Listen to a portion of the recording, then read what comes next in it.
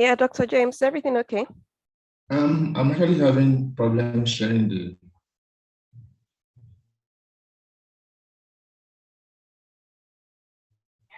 screen. I'm trying to get it sorted. Okay.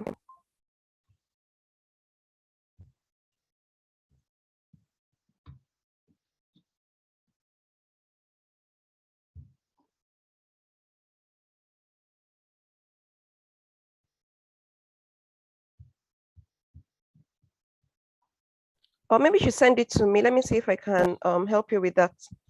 Okay, all right. How do I send it to you now? Via what? Can you hear me? Yeah, I said you can send it via WhatsApp, or will you prefer email? Should I send you my email? I'll send it via WhatsApp now. Okay, thank you.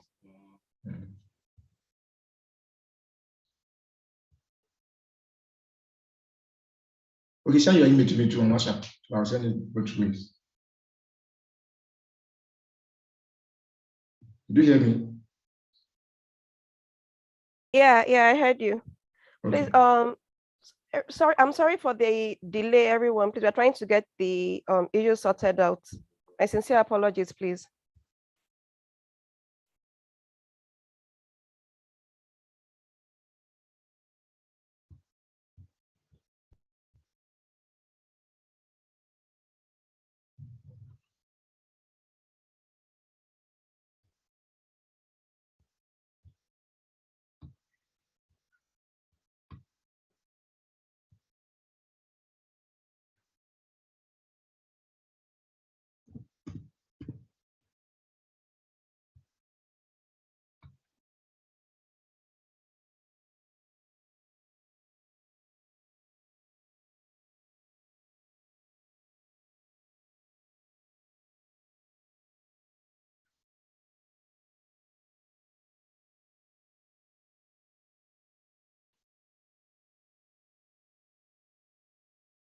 Okay, have you seen it?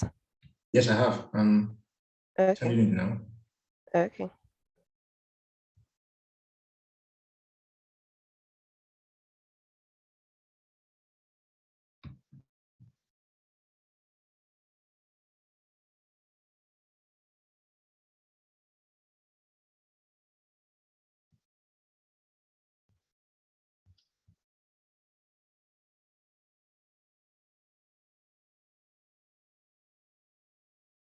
Hello everyone, please, I'm sorry for the delays. We're trying to get the technical issues sorted out. Please just give us a few more minutes. Thank you.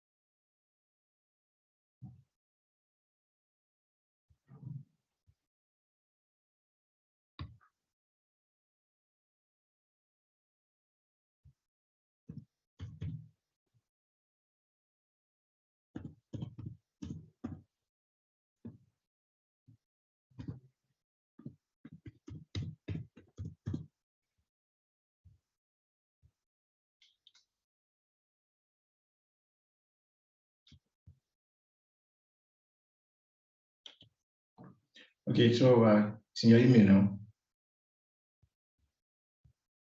Okay, let me check for it now. I'm sending it via WhatsApp too.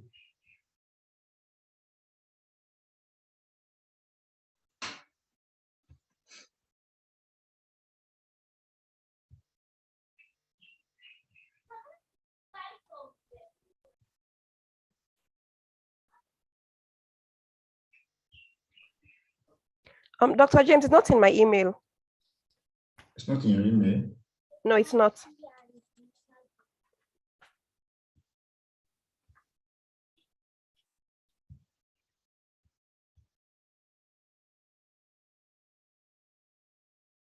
Please confirm the email number you sent to me, please. Email address you sent to me. Yeah, I've sent it in your WhatsApp. The email Yeah, in your confirm the email WhatsApp. address. Be sure. That's what I sent it to. Yes, I'm looking at it and it's correct. Okay. Two O's. Yeah. Yeah. Yeah, I've sent it. I'm sending it again. While we are doing this, please, can you still try to keep checking if you'll be able to share your screen? Okay, okay.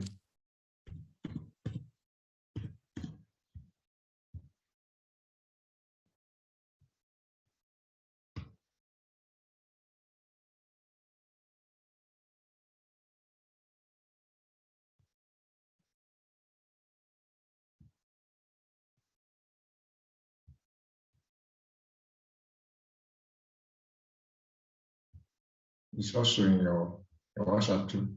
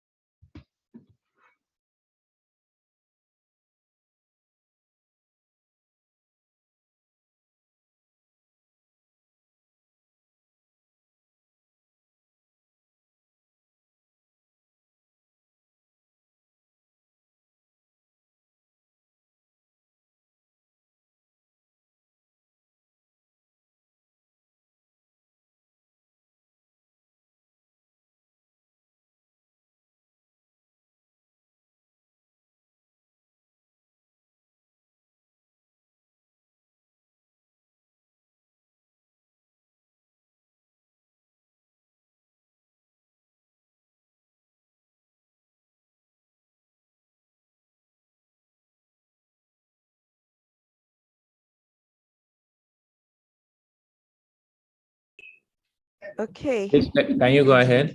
Yes. Good morning, everyone. I'm very sorry for the delays we've had this morning. Dr. James Ojile will be presenting the management of a 6-month-old with congenital glaucoma. If you have any questions, comments, or clarifications, you can put them in the chat box or wait till after the presentation to ask them. Thank you very much. Dr. James, over to you.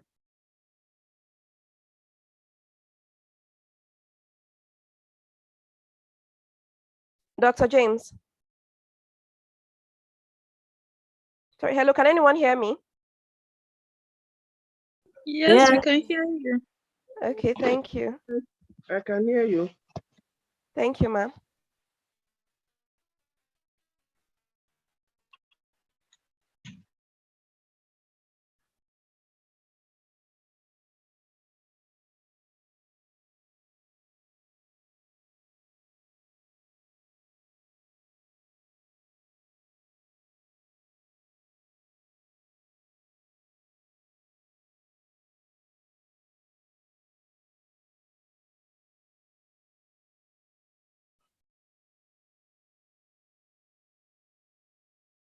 I'm not sure Dr. James is still online.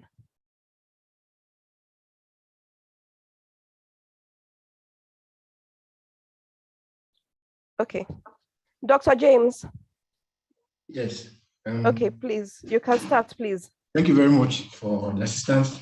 I'm sorry, everyone, for the technical issues.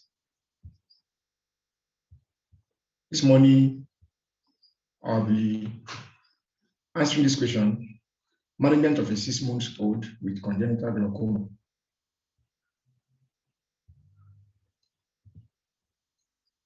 Please, can we move? Next slide, please.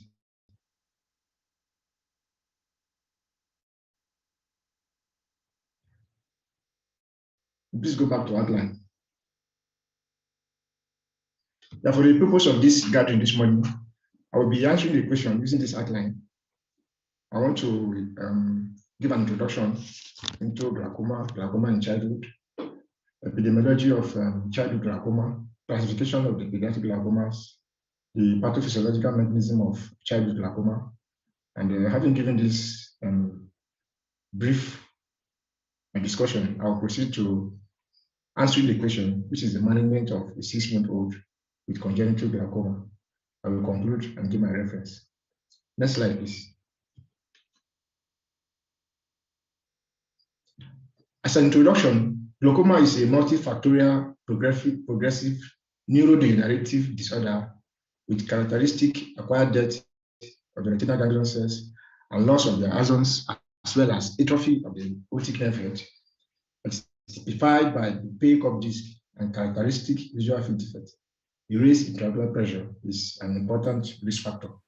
For this is definition is for glaucoma generally, and this covers mostly for adult glaucoma. Of course, the features of glaucoma, as discussed in this definition, is the same for both adults and children. However, for childhood glaucoma, intraocular pressure, raised intraocular pressure is a constant finding, except in the case of the arrested type of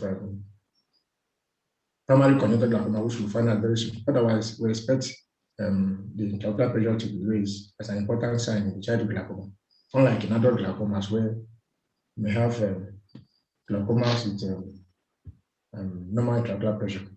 Next slide, please.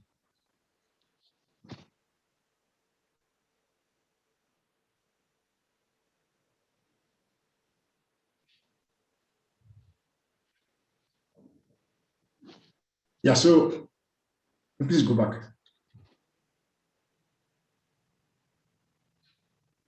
So a lot of clinicians group all the glaucomas in childhood as primary congenital glaucoma, but in reality, the primary infantile type of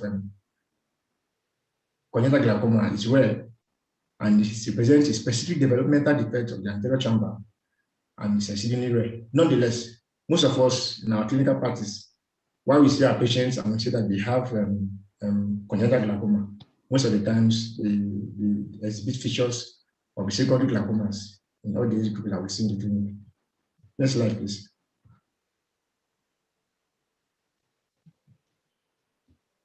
The primary congenital glaucoma is rare and is due to genetically determined abnormalities in the trabecular meshwork and anterior chamber angles, which results in elevated intraocular pressure without other ocular systemic developmental anomalies. So while we have the primary congenital glaucoma, that can be, while we have the congenital glaucoma that can be primary or secondary, the primary ones actually are seen just with the ocular features without other systemic features beside the characteristic signs and symptoms of glaucoma. Sorry, can we all mute our mics, please? Thank you. Sorry, Dr. James, you can continue, please. It's fine, thank you.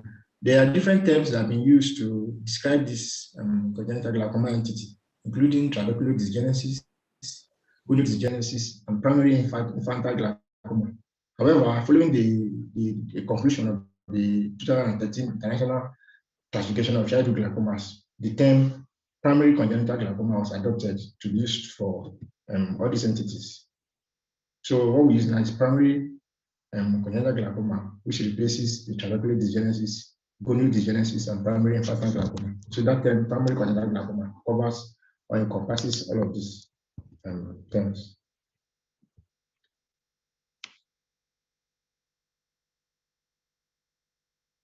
Next slide, please. Now, there are three variants of the congenital glaucoma based on the age of onset. The first one is the newborn onset congenital glaucoma, which occurs in children between 0 to 1 month of age, and also we have the infantile onset between 1 to 24 months of age, and the late onset or late recognized, which is seen in children after 24 months. Now, what you have to note here is that the earlier the age of presentation, especially those that present between 1 to 2 months, the more the severity, and the more the ocular abnormalities and morphologies and the degree of damage has occurred in that eye. Because for a child to be born with features of glaucoma, it means that the pathology has been ongoing while the child was in the womb. And so the prognosis for that is worse as compared to that for infantile onset, which is seen between 1 to 24 months of age. Now, the patient in question is a 6-month-old patient with congenital glaucoma. So it wasn't really stated whether diagnosis was made at that 6 months or whether the child presents earlier. But for the purpose of this discussion, it's good to assume that the child presents around that period and diagnosis was made at that 6 months age, which categorizes, places the child into the primary glaucoma of infantile onset, seen between 1 to 24 months of age. Now, there's another entity described as spontaneously arrested cases. In this case, the child will come with features of congenital glaucoma, which have buctamus, features of the striae, half striae, that is one of the signs of congenital glaucoma is seen there too. However, in these children, the spontaneously arrested cases, this term is used when we notice that there's no high intraocular pressure and then features of optic nerve cupping are not there. So describe this entity as spontaneously arrested cases. However, these patients are going to be followed up as glaucoma suspect because it's possible that the glaucoma progression will continue in them later. Next slide, please. The incidence of primary infantile glaucoma is between 1 to 10,000 and 1 to 15,000 live births in the heterogeneous population of the United States. Now, this incidence varies in different countries. In the Northern Ireland, it's as high as 1 in 30,000, while in Saudi Arabia and in Romania, the incidence is very low as 1 in 2,500 to 1 in 1,250. Now, this low incidence of primary infantile glaucoma in these countries, Northern Ireland and Saudi Arabia and Romania, brings up questions as to what are the factors that can actually put these children at risk in these countries as to bring the incidence to this low level from 30,000 in some countries, 1 in 15,000 others, to 1 in 1,250. And studies and research have found out that these countries where the incidence is very, very low, they have high rate of consanguineous marriage in them, because besides the fact that this glaucoma in children is mostly sporadic, significant amount of them is hereditary and runs in the family. And so where consanguineous marriage is a significant factor, we expect that the incidence is going to be high in such countries. Next slide, please.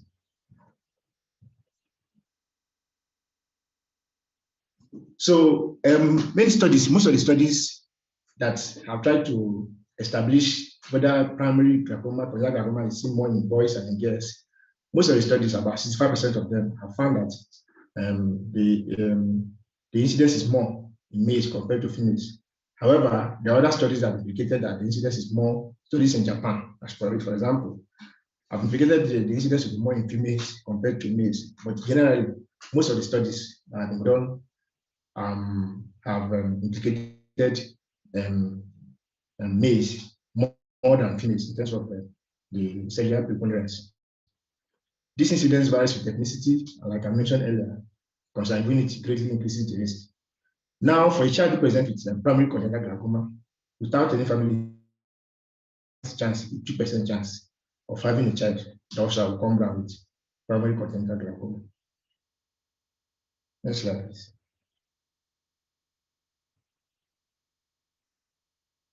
In most cases, the primary infantile glaucoma is bilateral. And like I mentioned, some of these studies in Japan have found that the incidence is more in girls compared to boys. But generally, most of the studies have indicated that the incidence is more in boys compared to girls. Next slide, please.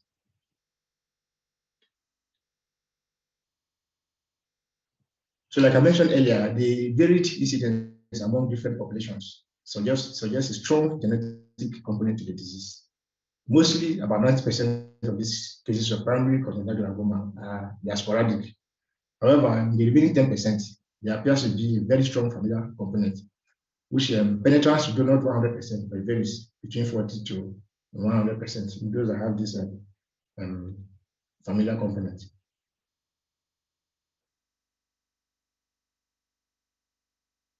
The pathophysiology of primary congenital glaucoma.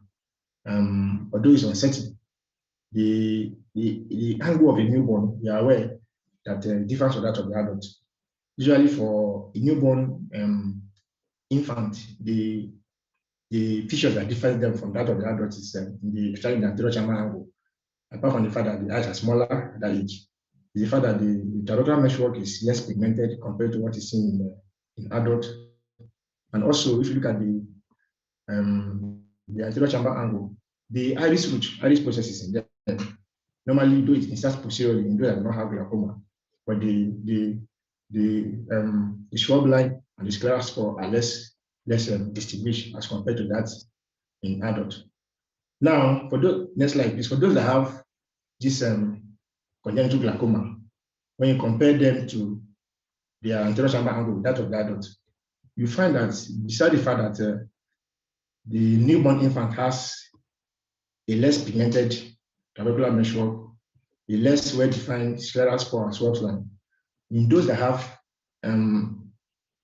congenital glaucoma compared to the normal infant, you will see that the trabecular meshwork is less pigmented, and then the ciliary body root inserts more anteriorly as compared to the normal people where it is posteriorly inserted, and then the periphery of the iris has a scalloped appearance, which we will see in the next slide.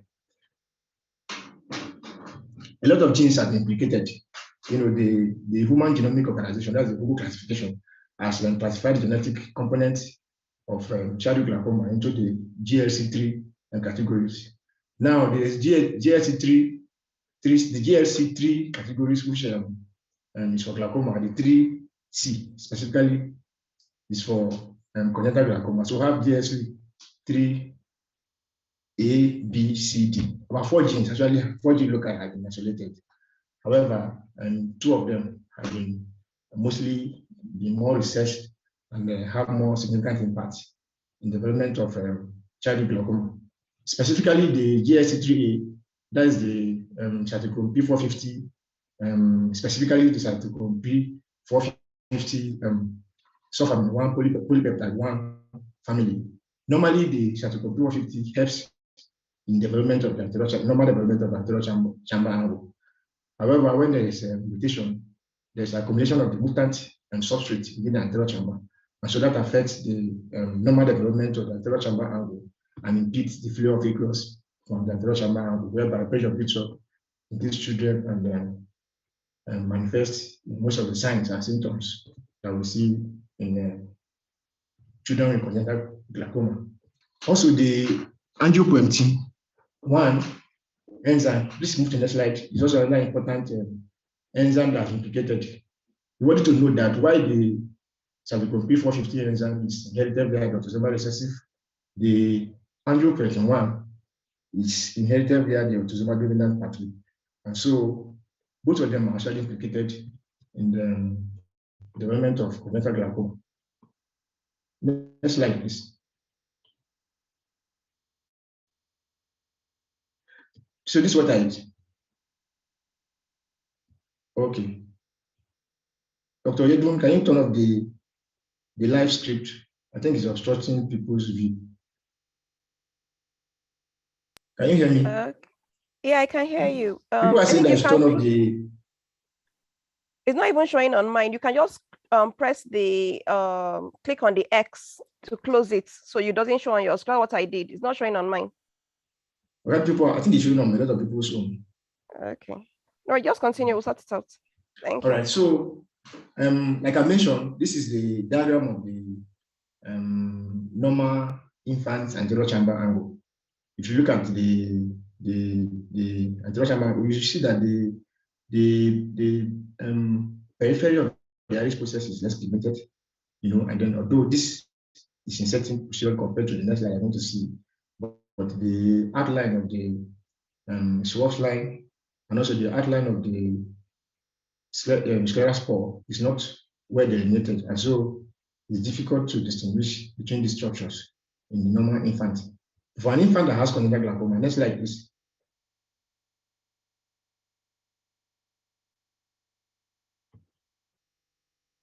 Okay, please go back. Okay, so if an infant that has congenital glaucoma, you see that the iris root inserts more anteriorly compared to that in the normal infant where the iris root inserts posteriorly.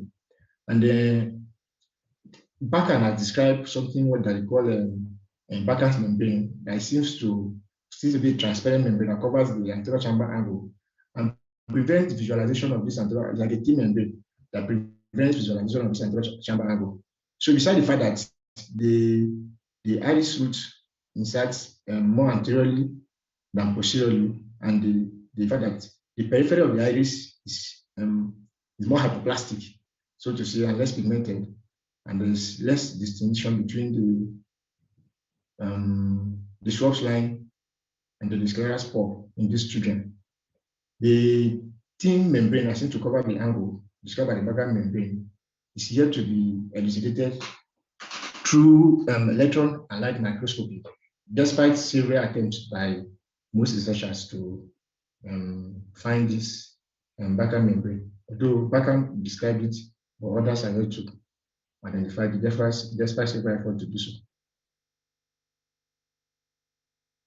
Next slide, please.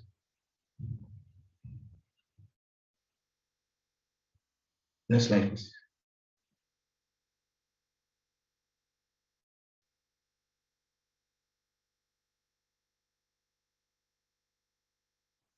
The next slide.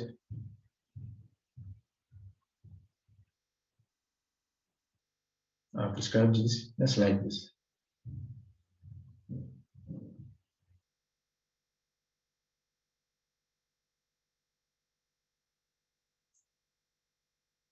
So another gene that is implicated beside the cytochrome P450 as I described, and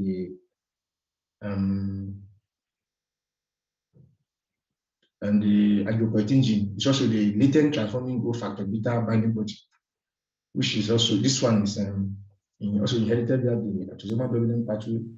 If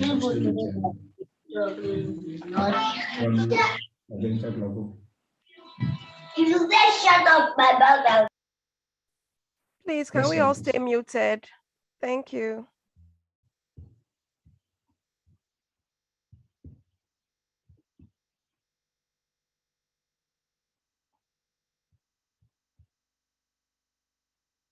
So I've described the angiopoietin gene, which I said is also inherited via the autosomal dominant pathway, and results in the loss of protein function that affects the normal development of the stem canal.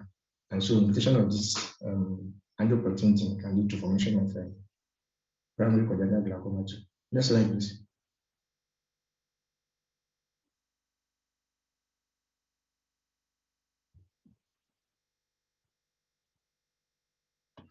So having said this now, I want to go ahead to answer the question I was asked to do, which is the management of a 6-month-old with congenital glaucoma.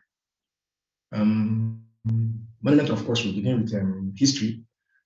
And in the history of this patient, my informant will be the 6-month-old child. So my informant will be the parent or the parents, both of them are available, or the caregiver, whoever is in custody of the child. Now, the age of the child is stated as 6 months, which is very important. But what is very important to elucidate with respect to this age of 6 months is that we want to know whether this child presents with the features at the age of 6 months and diagnosis was made at that time, or whether the child has presented earlier, if it presented with features and symptoms before the age of 2 or 3 months, and they have gone around, and you know the way it happens in the country here, probably they have gone around looking for a lot of medication elsewhere, and then due to failure to get resolution or get favorable results, they are coming at the age of 6 months. So it's important to know, even though it wasn't stated in the question, but it's important to know whether the symptoms presented earlier. Because if the child presents with the symptoms between 1 to 2 months of age, the prognosis differs, and the outcome also differs, because it means that most of the damage has been occurring before that age. And so the morphology and pathology that we must again compared to when the child is presented at the age of 6 months. So, but assuming that this child presented at the age of 6 months with the signs and symptoms, and diagnosis was made at that time, it places the child into the category of the infantile form of the primary congenital glaucoma, which is seen in children between 1 month to 24 months of age. Now, the sex wasn't stated. However, it may not be important in the management though, just to let us know that the incidence is more in boys compared to females. However, that does not affect the management. Race and ethnicity is also very important. We want to know where the child is from, because it's important to be able to trace the epidemiology to that area to know if the child is from an area where they have incidence of consanguineous marriage. This is also very important. Now, I want to know what the child is presenting with, or what did the child present at that age of 6 months. Usually, the triad of congenital glaucoma, that is the epiphoral, blepharospasm, and photophobia, all of them are going to occur as a result of the raised intraocular pressure that has built up in the eye, and so causing irritation to the globe. Now, the patient will present with enlarged cornea or globe.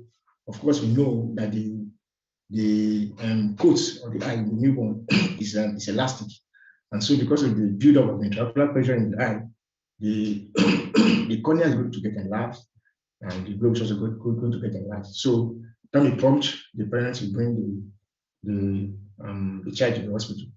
Also, it's worthy to note whether the symptoms was noticed in one eye or in two eyes, because sometimes the parents will notice that one of the eyes is getting bigger than the second eye. That may prompt them to bring the child to the hospital. Now, the child, because the nurse will present with excessive tearing or watering from the eyes, and the baby may cry when taken into the sunlight or shies away from light. These are also features of the clinical triad of glaucoma. And because of the stretching of the collagen within the cornea, the eye becomes irritable. And so exposing the child to sunlight or pen touch will be very discomforting. And so the child will want to shy away from sunlight or from pen touch. And also excessive blinking, because this is to reduce the amount of light entering the eye, because it's very discomforting to the child. Now, the child may also present with clouding of the cornea because of the high pressure buildup in the eye. The cornea may become cloudy, and also there may be rupture or a break within the descemet membrane, so that can contribute to the cloudiness of the cornea. Now, the eye also may appear blue, and maybe a blue tint to the eye, which may prompt the parents to bring the child to the hospital. And this is occurring because we know that the sclera in the children is very, very thin, especially coupled with the fact that there's excessive stretching of the sclera. So the uveal tissues and vascularization beneath the sclera will be seen through the thin sclera appearing as a blue tint. Now, for a child who has been at 6 months, to normally locate the breast and soft breast, parents may know that the child no longer sees well, or the vision has been affected significantly, as notified by the child struggling to locate where the mother's breast is, or what the mother normally notices that the child focuses on her when she looks at him or moves away, her face away from the child. This may become affected because of the several factors ranging from the corneal opacity, the cloudiness of the vision, or the refractive error may occur in them as a result of the elevation of the globe. And so all of this complaint may have prompted the parents to bring that 6-month-old child to the clinic for evaluation. Next slide, please.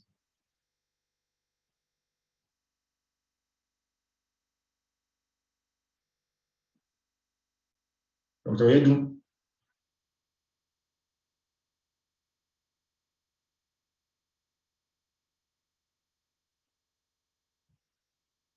You have gone off. No, I'm here. Sorry, the admin was helping us with the slides. Yeah, it's back. Thank you. Okay. Next slide, please. So this is a picture. I think the picture was taken from Kansky of a child with features of symptoms of congenital glaucoma. You can see the child tries to close the eyelids forcefully. This is to minimize the amount of light entering the eye, as you can see. That is blepharospasm as a result of discomfort of the light to the eye. And so this clinical triad of, even though we cannot see epiphoria classically here, but this child probably has a tearing. And so blepharospasm coupled with trying to avoid photophobia classical triad of congenital glaucoma. Next slide, please. So once I want to elicit further history from the parent or the caregiver, is this child fuzzy or irritable? You know, a child who normally has some degree of vision in the eye, and at the point that the vision become affected as a result of several factors, they become fuzzy or irritable with a history of excessive rubbing of the eyes, as I mentioned. And want to know whether the baby feels well or there has been change in the amount how the baby now feels. The baby also losing weight, because besides establishing that the fact that this child has primary congenital glaucoma, we also want to look for other symptoms of secondary causes of this glaucoma in the child, which can affect the child from feeding well or losing weight, you know, depending on what systemic signs and symptoms the child may have as regards the other associated features of congenital glaucoma. Now, I want to also ask for past medical history from this child. Has this child ever had surgery in the past? Is 6-month-old child? Has he had cataract surgery? Very, very important, because aphakia is one of the significant cause of secondary glaucoma in children. So you want to ask, or have you had any form of intervention since the child has had this glaucoma? Want to also know if the child is visiting any physician for any ailment, or she is seeing any physician for treatment of any systemic conditions which may be associated with glaucoma. It's important that we also find out. Next slide, please. Want to also know whether the child is using any medication, especially steroids, because that's also going to complicate the problem, or if glaucoma the child is having is from the effect of the steroids. Next slide, please.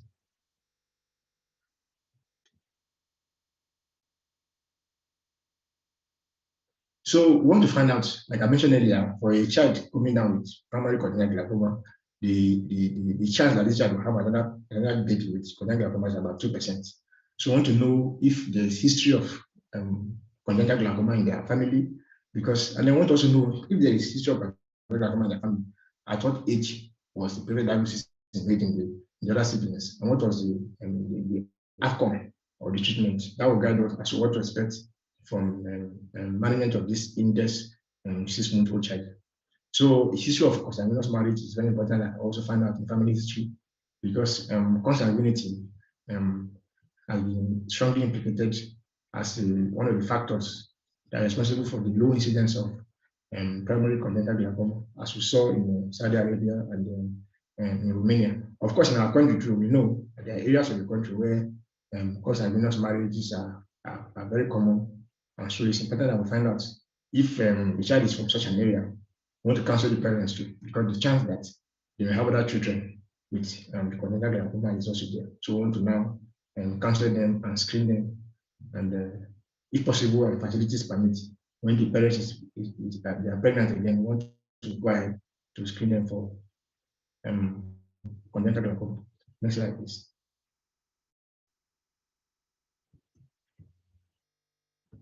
Now, having elicited this information from the parent or the caregiver, I want to go ahead to examine the index child before me, the 6-month-old child. And of course, I'll start with an internal examination. For a child that is suspected to have, or a child that has features of primary congenital glaucoma coming to my clinic, from looking at the child alone, I'll be able to elicit some of the symptoms and also the signs. You know, a child coming to the office with blepharospasm is very obvious. And of course, immediately the child walks into the clinic, you know, those that have seen most of those cases, most times you have to put up the light as soon as the child comes in, so that the child will be able to feel more comfortable. And immediately you try to put the pen touch to the eye, you see that the child forcefully closes his lids, you know, trying to avoid much of the impact of light that causes discomforting impact on the child. We also want to look at for systemic features which may be associated with secondary glaucomas, like features of accelerated syndrome. I want to look for the child. And which I can also in pen touch. Of course, when I go out to examine using the endoscopy, I'll look for them. Also, hand-related too is another secondary cause of congenital glaucoma. So I want to look out for these features while looking at the child externally. Of course, both thermals will be very obvious to me. Whether it is bilateral, I will know. And if it is unilateral, more obvious if it's unilateral. Of course, these external examinations are not diagnostic without measurement. So I will proceed to measure what I see in this child. If I notice that there's corneal enlargement and enlargement of blue, for instance, while the child is sucking breast on the mother's lap, or immediately after sucking breast, I want to use my tape to measure the corneal diameter in this child. For a newborn child, we expect the corneal diameter to be about 9.5 to 10.5. And this corneal diameter millimeters, and this corneal diameter is going to increase at a rate of 0.5 to 1 millimeter by 1 year of age. So at 1 year of age, I don't expect the corneal diameter to be more than 10.5 to 11.5 millimeters. So see the child at 6 months of age. See this 6 months old child. Corneal diameter greater than Please, 12 can we mute millimeters. our mics? Thank you. Seeing this child of 6 month old child before me, a corneal diameter of 12 millimeters will be a diagnostic feature of congenital glaucoma. Sometimes, because of the cloudy cornea, I may not be able to check for half striae because the cornea has to be clear before you can look at the features of half striae, whether it is there or is not there. However, half striae in newborn infant, the incidence is about 25% of them that have congenital glaucoma.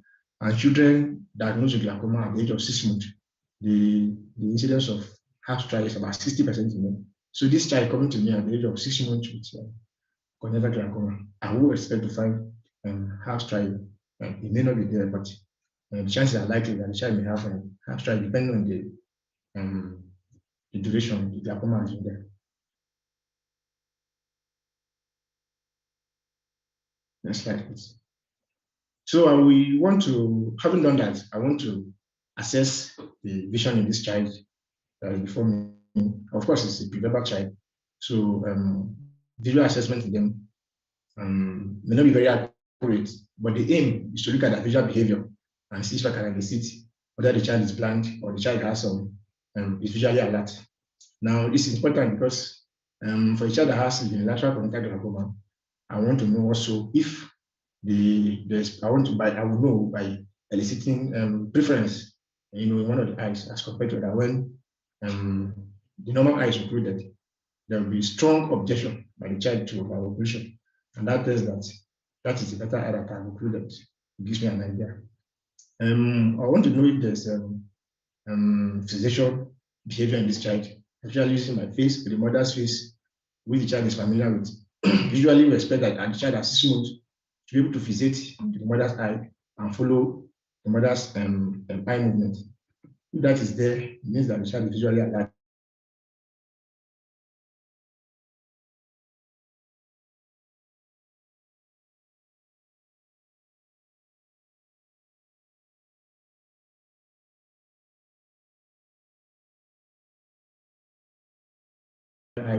Or if the pathology is asymmetrical, or if it is unilateral. Of course, you can also go ahead to do. Preferential looking by using the teleacuity and the teleacuity card in the clinic, which are actually graded. Children prefer to look at pattern gratings as compared to a homogeneous grating. So, because the teleacuity cards are graded, I will flip and let the child focus on the thing, and I'll look. Let the child take away the child looks, but not focus on the patterns. While I flip to the next page based on the gratings, that gives you an idea of the amount of vision that the child has. Of course, this will be done one eye after the other to know if the pathology is bilateral, if there is vision in the eye, or the pathology is asymmetrical. Now, for corneal enlargement, like I mentioned, while the child is cooperative in the clinic and sucking the mother's breast, or immediately after sucking, and the child is calm, we want to elicit the corneal enlargement by using the trip rule in the clinic. And like I mentioned earlier, if it's greater than 12 millimeters, it means that this is a significant sign of glaucoma in the child. Now, like I mentioned, edema is going to be that a lot of pressure buildup in the cornea, and also due to the break, the rupture in investment membrane. Anterior chamber in the children are expected to be very deep. So if the cornea is not opaque, if it is clear enough, I'll be able to use my pen to elicit the depth of the anterior chamber. Of course, I'll go out to look for other anomalies, like I mentioned, aniridia, corneal adhesions, and correctopia, symptoms of signs of Asperger's syndrome will be there too in the child. If it's there, it gives an idea of secondary cause of the glaucoma in this child. Next slide, please. So these two pictures showing the child that has congenital glaucoma. This eye, you can see that the cornea is opaque, and so this opacity is as a result of the pressure buildup, like I mentioned, and also there may be half striae in this child causing this corneal opacity and the corneal haziness. This striae may not be seen until the cornea clears, where I can see the striae. Usually they are curvilinear and horizontal, and then sometimes it can also be circumferential. Next slide. So this is a picture of a child with bilateral congenital glaucoma. We can see the haziness on the cornea because of the high pressure buildup in this child, and most likely the child also have a break in the investment membrane. Next slide, please. So some of these children may present with acute hydrops, which is a severe form of the rupture in the investment membrane. Some children are actually born with this acute hydrops. Those that have the neonatal form of the primary congenital glaucoma. Some of them come down with this acute hydrops. Even those that come at the age of 6 months, because of the severity of the break in the investment membrane, they may come also with acute hydrops like this. Next slide. Now, like I mentioned, some of these I mentioned in this child can be done in the clinic if the child is cooperative. And then, but if the child is not cooperative, I want to do them in the theater under anesthesia. However, it is better to have some of these diagnostic features established in the clinic. So that under anesthesia, while I try to confirm some of these features at the same sitting, I go ahead to perform my surgery for this child because I want to avoid the damaging effect of general anesthesia on the developing infant's brain. So I will not want to take the child to theater and do tonorimetry, corneal measurement, and all of that, and come back and plan the child for another surgery. That will expose this infant to too much of general anesthesia, and that has damaging effect to the brain. So I want to, as much as possible, elicit these features in the clinic. Now, measurement of intraocular pressure in this child is very, very important because it's a very important diagnostic sign. The intraocular pressure in children, newborns about 10 to 12 millimeters of mercury. So pressures above 21 or 20 in the child at 6 months is a suggestive diagnostic sign in the child with primary congenital glaucoma. Nowadays in the clinic, we can use the tono pen or the handheld Beck instrument and ability to measure the intraocular pressure in a cooperative child. However, when the child is crying, the IOP measurement is not reliable because even in normal infants, the IOP can rise to about 30 to 40 millimeters of mercury during crying and excessive blinking. So it's not reliable if the child is not cooperative. Next slide, please. Next slide, please. Next slide, yeah. Next slide. So this is a picture of corneal diameter measurement. Usually measure the horizontal corneal diameter. This was done in the child in the theater, as you can see, evidenced by the surgeon's preparedness and the theater cap that the child is wearing. You measure the horizontal diameter, placing the caliper at 180 degrees from the nasal limbus to the temporal limbus. And so measurement of more than 12 millimeters of mercury in this child at 6 months is a diagnostic sign of congenital glaucoma. This child, as seen in this picture, has a diameter of about 15 millimeters, meaning that the child has a large cornea. Next slide, please.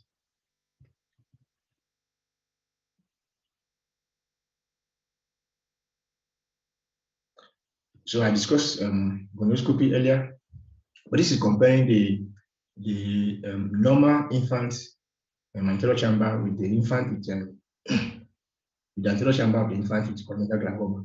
Now, for a normal infant that does not have congenital glaucoma, the features you see are less pigmented iris, hypoplastic iris, less delineation of the Schwartz line and the scleral spore. But you can see that the iris root is inserting posteriorly. This as compared to this picture of the child that has congenital glaucoma, where beside the fact that the Schwartz line and the scleral spore are not well delineated, the iris process here is inserted more anteriorly compared to what we are seeing here, inserting more posteriorly. Also, if you look at this periphery of the iris, this area appears scalloped. This area appears scalloped as compared to what is seen in this normal infant anterior chamber. Next slide, please. So this gonoscopy can be done in the clinic, and we want to use the Cope gono lens, where I have access to measure using the handheld slit lamp. Also, I can use the Sussman's gono lens, but usually measurement of the anterior chamber angle using the handheld slit lamp is done in the theater to give more accurate measurement. Now, pachymetry may also be done.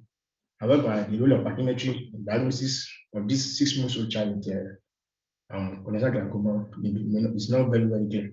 Of course, average corneal thickness is 540 to 560 millimeters in children without glaucoma. So, usually with glaucoma, we expect that the central corneal thickness will be thin compared to this value. However, in children that have had cataract surgery, the central corneal thickness is going to be affected in these children. So, measurement of the corneal thickness may not be reliable in terms of adjusting the values. Also, we are aware that there's no normative data for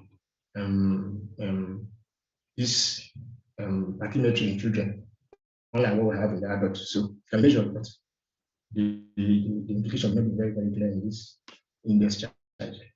Next slide, please. Next slide. So I want to proceed to look at this infant's, this 6-month-old child fundus, if the corneal clarity and if the child is cooperative enough in the clinic. You know, sometimes some examination I'm done in the clinic using oral chlorohydrate, which minimally sedate, which sedate these children and have does not have much impact on the intraocular pressure. So, the child can be sedated in the clinic using my oral chlorohydrate, given at 50 to 75 millimeters per 50 to 75 milligrams per kg in this child, and that helps sedate the child and take most of this measurement, and that helps also from reducing the fact that I have to take the child to theater under GA and then come again to plan for surgery, thereby reducing the damaging impact of anesthetic agents on the child's developing brain, like I mentioned earlier. Now, you see the ratio of more than 0.3 is suspicious for glaucoma in children, especially when there is asymmetry between the two eyes. It's strongly suggestive of glaucoma in these children. Now, the cupping that we see in these children is to be reversible.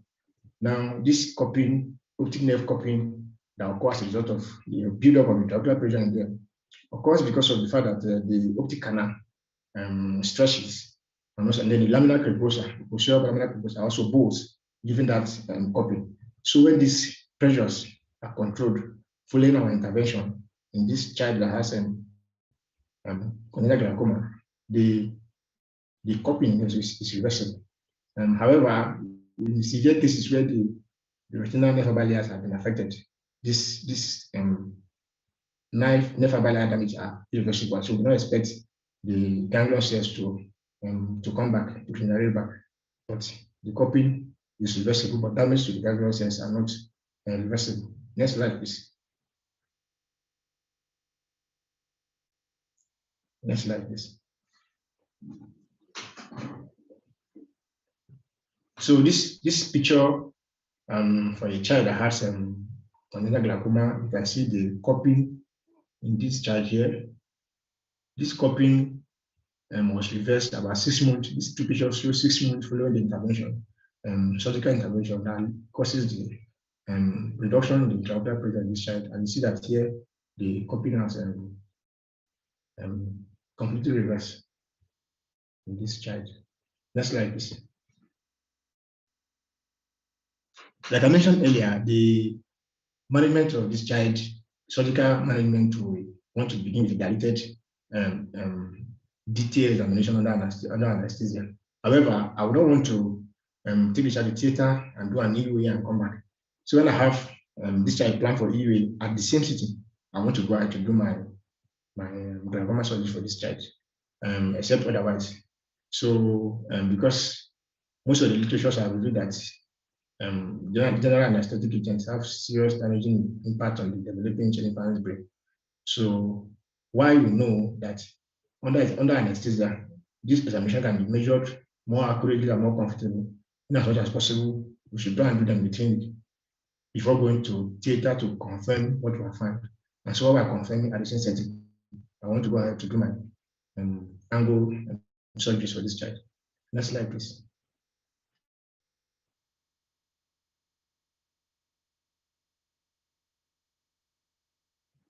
Okay, so initial length measurement too is another important feature in the diagnostic evaluation of this 6-month-old child with congenital glaucoma. Now we know because of the stretching of the globe, there's elongation of the globe too, and this child may have axial myopia. So measurement of this axial length is important to have a baseline values, and then serial measurement of axial length while the intervention has occurred will tell us whether we are achieving the result from the RP control and the globe is returning back to its normal shape or not. Just like this.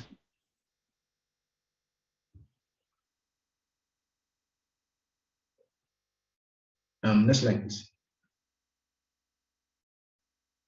Next slide.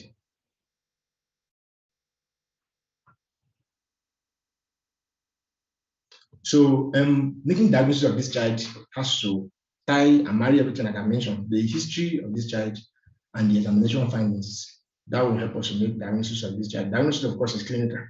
Marrying the history and the examinations in the clinic are the ones that we do under the general anesthesia. So straightforward. Next slide, please. The aim of treatment of this child that has congenital glaucoma is directed towards lowering the intraocular pressure. Like I mentioned, most of the pathologies, the signs and symptoms as described, blepharospasm, epiphoria, megaloconia, all of them as a result of the high pressure buildup, using the cupping of the disc. All of them are because of the high pressure buildup, because of inability to aqueous to flow through the ocular network. And so the aim is to control the intraocular pressure and prevent complications that can arise from this pressure buildup. Refractive error and amblyopia can develop, of course, as a result of the corneal haze and the half striae that can lead to corneal opacity. This child may come down with astigmatism because of corneal irregularity. They have high myopia from the elongated globe, and so they can develop amblyopia. So the aim of the treatment is to control the intraocular pressure in order to prevent these complications in this child. Next slide, please. The preferred treatment of congenital glaucoma is surgery. Usually the correct techniques for surgery on the anterior angle, that is the goniotomy and trabeculotomy, they have high success rates. Some studies have recorded greater than 90% success rate for these angle surgeries, goniotomy and trabeculotomy. Additionally, to alternative surgical approaches will be employed, trabeculectomy and drainage implants, that is the glaucoma drainations. And sometimes you can really combine trabeculectomy and trabeculotomy, depending on the surgeon expertise, and also depending on whether the primary surgeries, goniotomy and trabeculotomy have failed. We want to go ahead to employ these alternate surgical approaches. Next slide, please.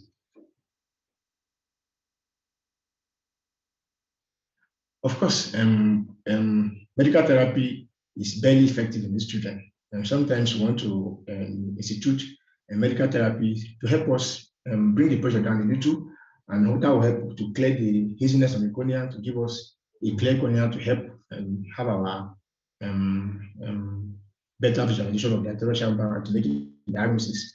However, our medications are not sufficient to control the pressure of these children because of the various side effects of these medications that we know. Even the prostaglandin analogs that have once daily dosing them, of course, it will be unrealistic to expect the 6-month-old child to be putting IOP and pressure lowering drugs in his eyes from the age of 6 months to control the glaucoma for a very, very long time. So we know that compliance is a very, very big problem, and we not want to expect a control, a lifelong control of the glaucoma pressure using medical treatment. So surgery is the next step, but this can be employed to help us control the pressure and clear the cornea for better visualization. Next slide, please. Next slide, please. Next slide.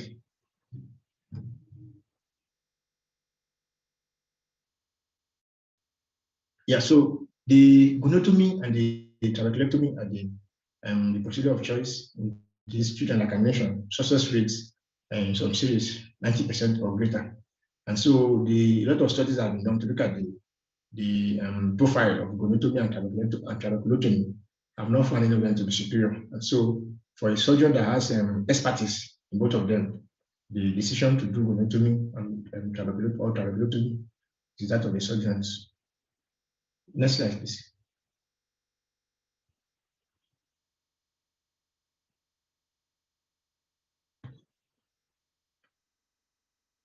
So like I mentioned earlier, if you plan to do glaucoma and drainage, glaucoma angle surgery for this child is better at the same setting where you want to do examination under anesthesia to go ahead and proceed with your angle surgery than delaying the surgery after the UA and planning for another session of the anatomy in this child. So I already mentioned this.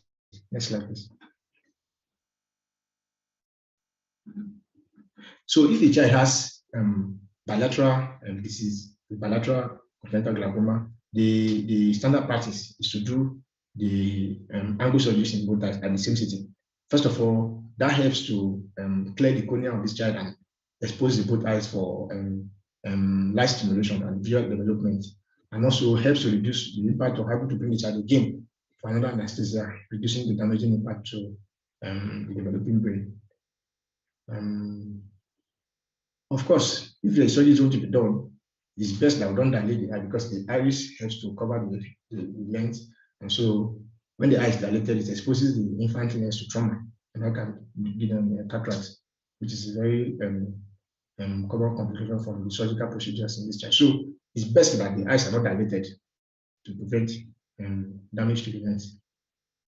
Next slide.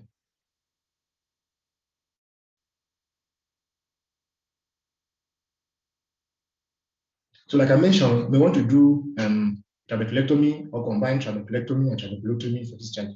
However, we are aware that trabeculectomy has myriad of complications. And so for this infant at the age of 6 months, we want to, it has very stretched out sclera already. So making the flap is a problem for this child. And then creating a bleb, the antecedent complication of the bleb associated with endophthalmitis in this child. Of course, you know that there's a 1 to 2% chance of endophthalmitis in children that have trabeculectomy procedure with creation of a bleb. So for this child, is going to have a very lifelong procedure. I think it's best that trabeculectomy is as an option is thought about with care, considering the fact that the complications are there. Also, we consider the fact that I want to do this procedure with antimetabolites like mitomycin C intraoperative, because post-operative 5-fluorouracil is not possible except we want to go to theater, put this child under GA to give the 5-fluorouracil. So that's not ideal. So if trabeculectomy must be considered, it must be done with intraoperative mitomycin C. Of course, that also has its antecedent problem because it leads to eventually increases the risk of endophthalmitis because it's going to thin out the blood eventually. Next slide, please. Now, so if I choose to perform goniotomy for this child, normal theater preparations are done and the child is lying down on the operating table. I want to go ahead. Next slide, please. The procedure theoretically is very, very simple, but in the hand of an experienced surgeon, it's not much of a problem. This goniotomy requires, next slide, requires a clear cornea to perform because we need to visualize the anterior chamber angle very, very well. So using a goniotomy lens, and this is a goniotomy knife. The knife is threaded through the clear cornea from the one of the quadrants, and then it's threaded under gonoscopic guidance in the anterior chamber. We look at the trabecular meshwork here, and so what we do in goniotomy is that when you thread this knife through the clear cornea, you locate the trabecular meshwork and you make a tear, about 1 quadrant tear on the trabecular meshwork. That's going to enhance the flow of aqueous from this anterior chamber space into trabecular meshwork, helps you control the trabecular pressure. So theoretically, it's not much of a difficult procedure, but also in the hands of experienced surgeons, it doesn't take time to. Next slide, please.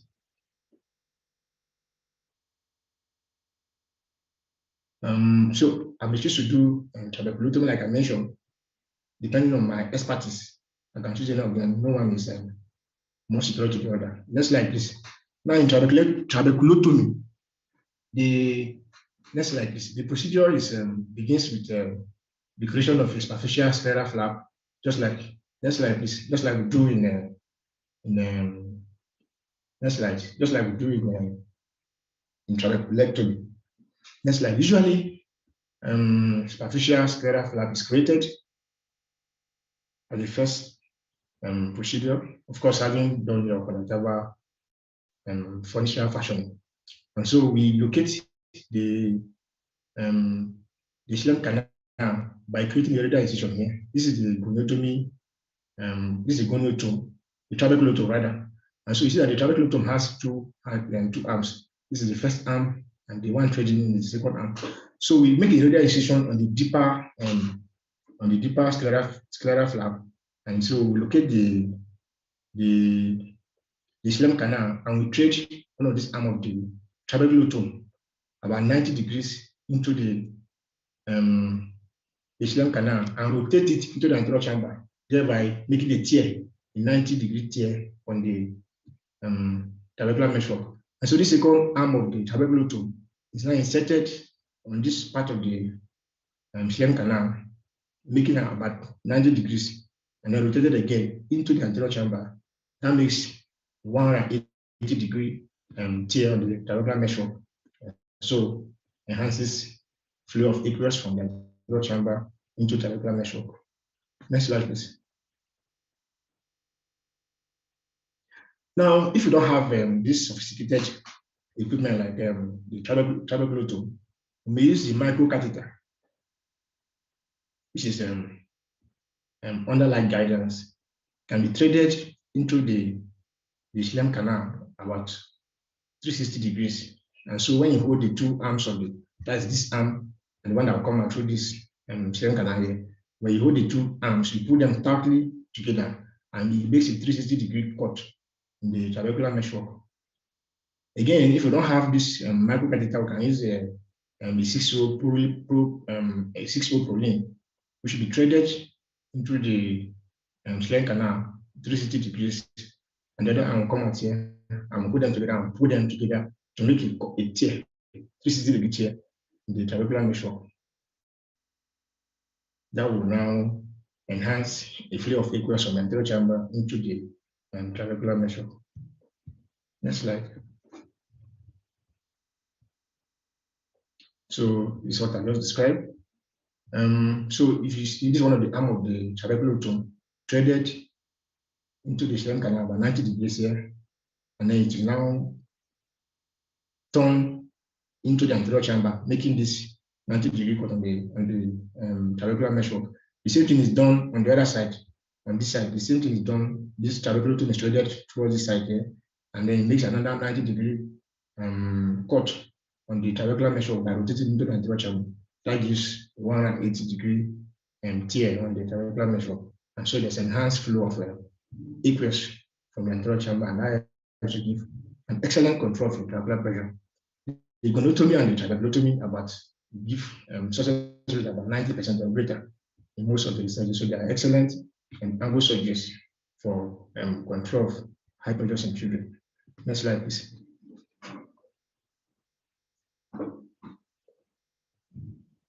Now, trabeculectomy has a low success rate in these children longer than 2 years, and also children that have aphakia.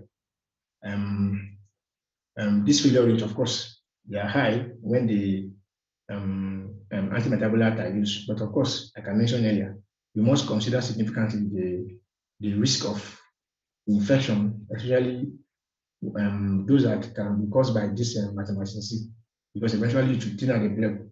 And so endocarditis is setting, about 1 to 2% of chance is there. So we want to avoid this procedure if expertise is there for goniotomy and trabeculotomy. However, when the angle surgeries have failed, that's goniotomy and trabeculotomy. Of course, trabeculectomy is the next choice of procedure, or we combine it with trabeculotomy. Next slide, please. Of course, we're familiar with the steps of trabeculectomy, so I will not bother discussing that. Next slide, please.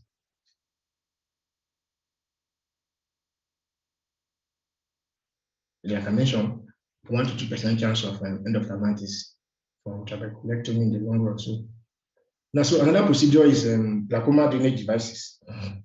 In this tube can be used alternatively if the conventional angle surgeries have failed, or we see from our findings that they are likely to control intraocular pressure, especially when we go in on the table and say that this child has had cataracts in the past and the child is aphakic, and so angle surgeries are not best for IOP control in aphakic children. So use of glaucoma drainage devices is a better choice for the control of intraocular pressure in these children.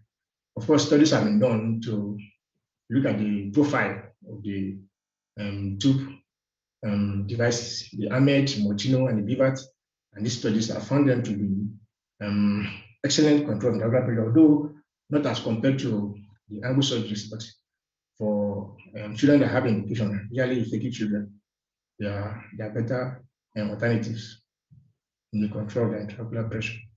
Next slide, please.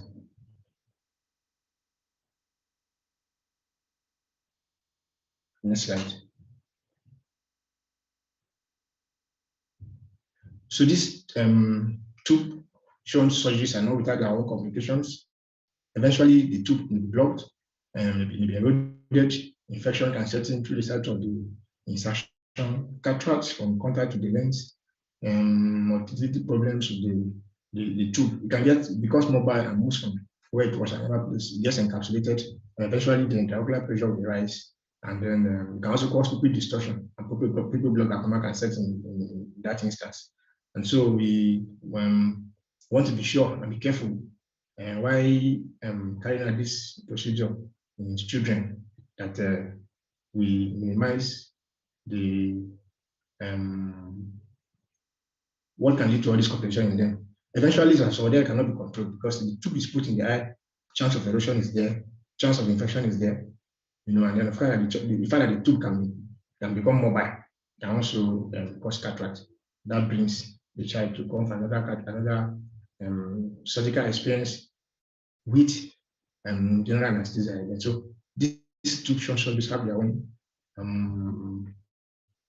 problems. And then another important thing is that the control of IOP is not as excellent as the angle surgeries in them, just about 50% IOP control. So usually following these shunt surgeries, IOP is going to rise again, and this children will need to use topical anti-glaucoma medications, similar to what's obtainable in adults, and that may not be the best for these children. However, if the indication is there for the tube shunt surgery, I will go ahead to do that for this child. Next slide, please.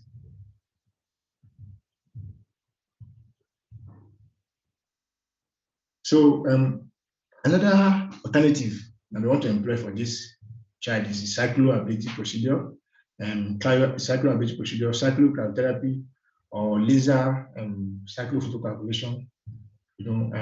Sometimes by going and do my anterior chamber assessment and see that the angles have been distorted, and especially children that have had surgery in the past or have some underlying disease where I may not have direct visualization and direct access to the ciliary body, and I want to go for endoscopic cyclophotocoagulation, which has significant advantage in the fact that can directly target the ciliary body. And so laser can be fired directly on ciliary body, and that helps to control the intraocular bleeding in these children. Next slide, please.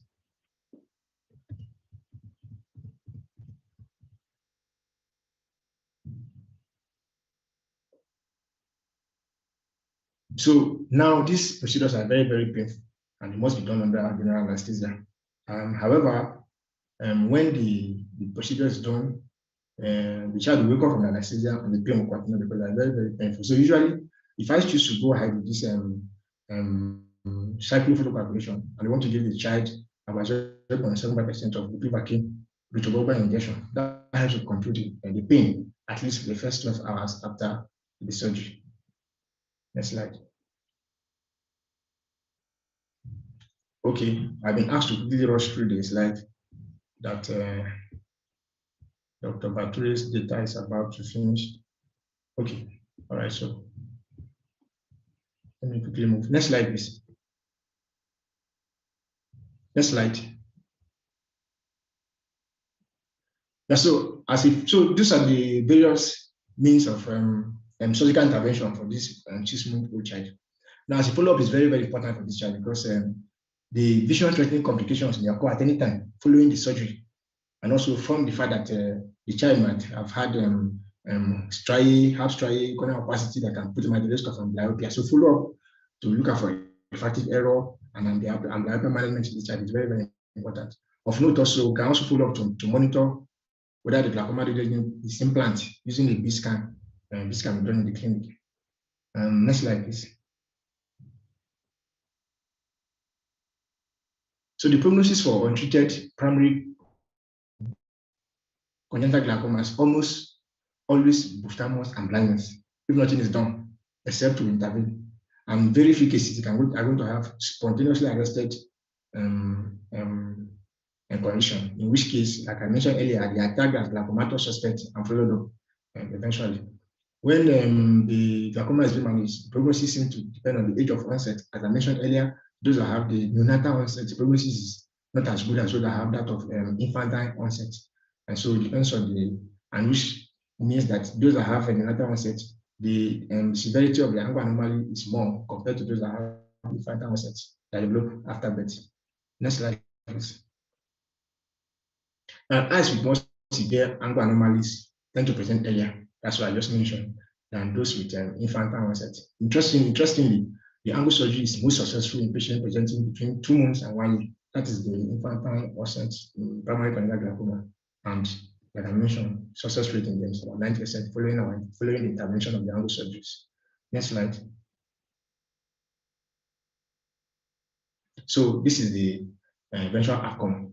For a child that has congenital glaucoma and treatment is not instituted on time, eventually the final outcome is ophthalmos with corneal opacity, and in this case, as you can see, corneal vascularization. So you can say that this eye is as good as damaged because that the parents didn't present on time, or the child present with the neonatal onset that has severity and poor prognosis. Even pregnancy after 1 year too has more severity and has poorer prognosis. Next slide, please. In conclusion, glaucoma in children will be recognized anytime from birth to late adulthood. The age of onset appears to I just mentioned that in that the child who presents with ophthalmos at birth most likely has more significant developmental angle anomalies and is likely to already have secondary damage to the structures of the eye from birth as compared to the child that develops the problem after birth. Next slide. Interestingly, Interestingly, the child who has primary infantile glaucoma and who presents a few months after birth and before dense amblyopia or severe damage sets in may expect a good outcome if intervention is done on time. And so for this index child present at 6 months, it's best that at diagnosis, intervention is carried out to prevent all the complications as I mentioned, and that gives a very good success and vision and good shot at life. Next slide. So these are my references. Next slide. Thank you very much for your attention and for your time. So I will take the questions that are on the chat before. Yes. Thank you very much, Dr. James, for the presentation. Before we go on to the questions and the comments, I'd like to recognize the presence of some of our trainers who have taken out time to be a part of this morning's presentation. Professor Morgan, good morning, ma. Thank you very much for being a part of our presentation, ma. Professor Akinshola, good morning, ma. Dr. Okegbemen and Dr. Abdullahi Sadiq, good morning, ma and sirs. Thank you, and we appreciate you very much for being a part of our presentation, for taking out the time to identify with us, to identify with YOF. Thank you very much, ma and sir. Okay, so during the presentation, some questions were posted on the in the chat box. The first here is there a pediatric size for glaucoma drainage device for children? Hello, Dr. James, can you hear me? Yes, I'm hearing you. Okay, then is there a consideration for glaucoma drainage device as a primary surgical care for primary congenital glaucoma? Then another is, can you please go through the increase in corneal diameters from birth? Then, okay. Are there tips for performing gonioscopy effectively in this 6-month-old child? Then there's another, what anesthetic agents cause more intraocular pressure reduction and which cause less intraocular pressure reduction? Okay, I think there's another one here too. I can't see the one. Okay. I can't see the one. Okay, yes. Yes, there's another one. Yes, then there's a last one here that said you couldn't get what you said about the expected normal range of intraocular pressure in children. I noted you mentioned asymmetry of more than 0.2. What's the expected normal vertical curve disc ratio, please? I think those are all the questions we have for now. Okay. Yes, you can attend to them, please. Thank you. Okay, so let me go to the first one. Dr. Victor May, if there's a pediatric size for glaucoma drainage device for children, and is there a consideration for glaucoma drainage device as a primary surgical care? So I'm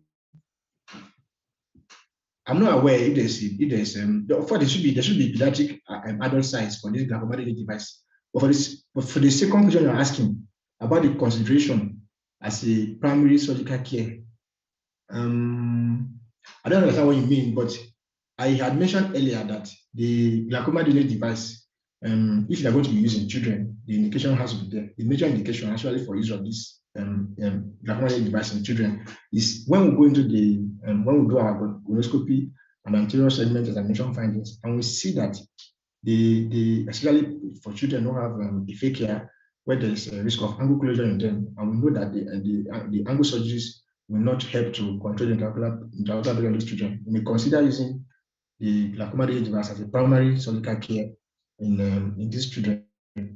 So, however, I don't know if there are other considerations for them. Of course, that's beside the fact that this drainage device has a lot of complications, like I mentioned: risk of cataract, the child who has not had cataract surgery, risk of migration, risk of infection in them. So, all this we put into consideration. Hello, Dr. James. Yes.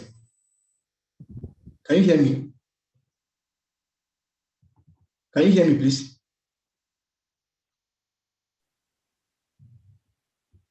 Am I being heard? We can hear you. Yes, we can hear you. Okay. So I have to put a question so I can look at it.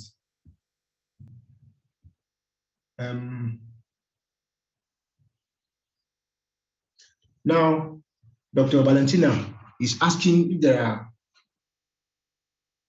tips performing colonoscopy effectively in this 6-month-old child. Yes, I mentioned that while the child is in the clinic, colonoscopy can perform using the Sussman's gonal lens if the person is more comfortable, and the fact that it has pediatric size that can be inserted into the small infant's eye and then you can directly visualize the anterior chamber angle. That is, if the child is cooperative, or the child can be sedated using the chloral hydrate, like I mentioned. So that can be done in the clinic. However, if the child is not cooperative, then we have to take the child to theater to do the colonoscopy under general anesthesia. We are going to use the Cope gonal lens with the handheld slit lamp. Let me go back to the question, other question again. Anesthetic agents. Which Where ones is cause that? more? Okay, please, what or less? anesthetic agent cause more IOP reduction and which one causes less IOP reduction? Okay, like I mentioned, most of the anesthetic agents will cause reduction in the intraocular pressure measurement. And so most of them, but ketamine actually causes an increase in the intraocular pressure. And the I mentioned, the oral chloral hydrate I mentioned has no effect on the intraocular pressure. So, however, when trying to measure the intraocular pressure in the operating room, what we do is that following the induction, it is better to immediately after induction measure the intraocular pressure before the impact of the anesthetic agent to set in that will affect the intraocular pressure. So most of them will cause reduction in intraocular pressure. Ketamine causes raised intraocular pressure, and chloral hydrate has no effect on the intraocular pressure. Then Also, there was a during the question. anesthesia, we know that the anesthetic procedure like laryngospasm is going to affect intraocular pressure. So it's better that as soon as induction, we measure the intraocular pressure. Yes, we're saying something. There was a question on the increase in corneal diameter from birth. I don't know if you have attended to that. I had some network issues. No, I saw it. Let me see the question again.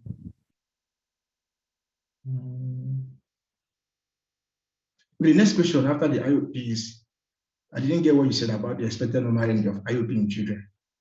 I noted, okay, so I mentioned that an infant's intraocular pressure is about 10 to 12 millimeters of mercury. And so for this, so values above 20 millimeters of mercury in an infant is suspicious of glaucoma, especially if glaucomatous sign. So we know, and then at 1 year, IOP is about 14. So more than 20 at 1 year for a 1-year-old child is an important diagnostic sign of glaucoma in child of 6 months to 1 year. So I noted you mentioned symmetry of 0.2. That's not what I mentioned. I mentioned that this symmetry, okay, I mentioned that the cup disc ratio of greater than 0.3 is a diagnostic sign of congenital glaucoma. So what's the expected normal CD ratio? Of course, less than 0.3 in these children. So if it's more than that, it's suspicious for glaucoma.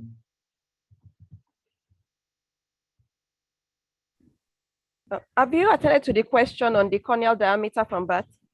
Yeah, so what's the question again? I can see it, I'm looking for it. The person is requesting that you go through the changes, the increase in corneal diameter from birth. I think the various diameters. Okay. So I mentioned that at birth, we expect the infant's corneal diameter to be about 9.5 to 10.5 millimeters. However, this corneal diameter increases at a rate of 0.5 to 1 millimeter for within a year. So at 1 year, we expect the diameter to be about 10.5 to 11.5 millimeters. So for a 1-year-old child presenting with, or this 6-month index child presenting with a diameter of more than 12 millimeters, it's going to be a suspicious and diagnostic sign of glaucoma in this child. Okay, thank you very much, Dr. James. I think you've attended to all the questions and comments that are in the chat box. I don't know if any other person has any questions or comments for Dr. James. Okay. Sir, So, Dr. Abdullahi, Dr. sir. Yes, ma'am. Yes, I just wanted to mention that Dr. Abdullah would like to make some comments. Yes, I was just about to call on him to shed more light on this topic. Yeah. Thank you. Thank you very much, Iwaoya. I want to say you guys are doing a wonderful job, and please keep it up. And I also like to congratulate Dr. James for giving this good presentation. I have a few comments to make. Let me start with the last one. Gonioscopy in a 6-month-old child. You can't do that in the clinic. I mean, remember a 6-month-old child, how can you do gonioscopy in a clinic? Besides, it has to be using a direct gonio lens in the theater and all that. So it's not a common practice to do gonioscopy in a child in a clinic. And then secondly also, GDD as a primary procedure in a child with congenital glaucoma is not common. Although there are pediatric sites of the glaucoma drainage device. You see, I'm talking now as a trainer, talking to people preparing for exam. And when you are given this topic, this is a very good presentation, definitely, like update course presentation. Now, in an exam setting, if you're asked to answer this question, discuss management of congenital glaucoma in a 6-month-old child, you have to underline some words there. They say congenital glaucoma. They did not say primary congenital glaucoma. Second, they didn't talk about unilaterality. They didn't say unilateral or bilateral. So like I tell my residents, there are two ways to this kind of management questions. Sometimes they give you disease and ask you to manage, like this congenital glaucoma in Susu, or management of glaucoma in Susu. They didn't say primary glaucoma. Then sometimes they give you symptoms, management of 6-month-old child with photophobia, blepharospasm, and all that. So there are two different things. But if you have a question like this, management of glaucoma, congenital glaucoma in 6-month-old child, you have answered. In fact, you have more than answered the question. But to summarize it for exam purpose, something that you need to write in 15 minutes or 30 minutes. So when you have this kind of question, first, congenital glaucoma, it can be primary, or it can be associated with other ocular anomalies. So first you write primary congenital glaucoma, second aniridia, axanthorigas, and all those ones. These are the first things that come into your mind. This child can have primary congenital glaucoma. This child can have this, another anomaly like Peters anomaly, axanthorigas, and other things. Now, any discussion that you are going to do is going to be centered to either confirm one or the other of these differentials. Now, if it is congenital glaucoma, you think about all those you mentioned, family history, and all those ones. And then again, when you come to examination, so basically you talk about the differentials, the risk factors for each of these. I'm thinking about exam now, not this lecture, exam. So differential, risk factors, examination findings, EUA, and all those ones. If it's congenital, in patient with aniridia, they'll have this is like you mentioned. In patient with Peters anomaly, they have this like you mentioned. In primary congenital glaucoma, they have this like you mentioned. They won't have this. They won't have this. They won't have this. And then examination findings. In Peters anomaly, they will have 1, 2, 3, 4, 5. In this, we'll have 1, 2, 3, 4, 5. If you have mentioned all these things, I'm just trying to extract all the information for younger residents going for part 1 exam. Now, treatment option, you choose. Now, depending on what the patient presents, you mentioned all of them. But sequentially, for primary congenital glaucoma, yes, goniotomy is the first, if the cornea is clear. If the cornea is not clear, you can do trabeculotomy. And then subsequently, you can do combined trabeculotomy, trabeculectomy, which is what you most commonly perform. This one failed, you can now go to GGD. Sometimes if the GGD failed, you can now go to cyclodestructive procedure. Now, you have mentioned a very important point in our presentation, issue of when you cannot delineate the anatomical, the normal anatomy of the globe. If you cannot delineate the normal anatomy of the globe, as in patient that has, let's say, ophthalmos, it's of no use to do laser CBC, because the laser CBC, the point source of the laser is small, and you want it to be directed on the ciliary body. So when there's disruption of this whole anatomy, you don't actually know the exact location of the ciliary body. There was a study that was done in Eye Center on the use of CBC in congenital glaucoma. The outcome wasn't very good. So in those kind of cases, in those kind of scenario, you can actually go for other form of cyclodestructive procedure like cryo, and the rest. And another important thing that the only thing you mentioned it, but you need to bring it off is monitoring for progression. In patient that you are managing for congenital glaucoma is a lifelong disease. A child is 6 months, you can grow up and become married and all that. So there has to be you have to monitor it. I hope EUA, axial length, corneal diameter. Even if pressure is normal, 10, 12, and after some number of EUA, you discover that the corneal diameter is increasing, then you have to do something. Another one is axial length.